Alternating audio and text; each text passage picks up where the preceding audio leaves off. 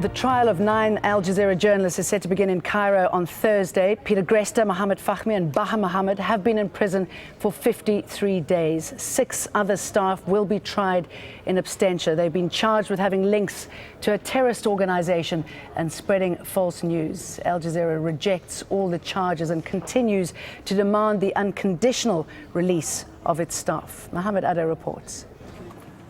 Organizations that fight for media rights are worried.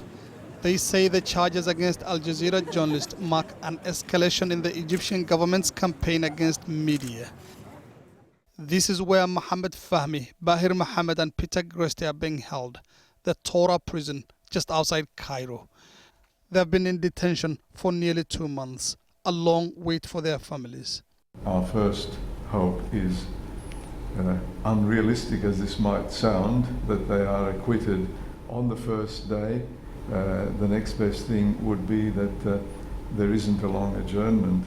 It's an optimism not shared by advocates for media freedom.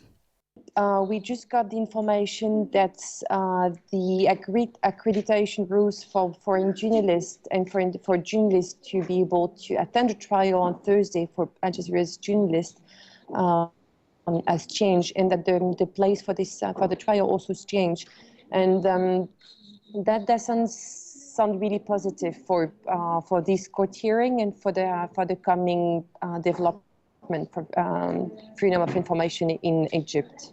Last year, the Committee to Protect Journalists, CPJ, named Egypt as one of the top 10 worst countries for jailing journalists. Egypt is also the 3rd most dangerous country for journalists to operate in. At least 5 were killed in 2013 and 45 others assaulted. Egyptian security forces also raided at least 11 news outlets during last year. After the uprising which overthrew Mubarak, we've seen successive regimes, successive authorities have been repressive of civil society in general and clearly of journalists in particular. We've seen dozens of arrests, we've even seen killings as well. We've seen a kind of lawlessness by the authorities which is deeply, deeply troubling. An online campaign under the Free AJ Staff hashtag has gone viral, and journalists and politicians across the world have condemned their continued incarceration. A 4th Al Jazeera journalist, Abdullah Al-Shami, of our sister channel Al Jazeera Arabic, has also been detained since August. He's been on hunger strike for more than a month to protest his imprisonment. Mohammed Adow, Al Jazeera.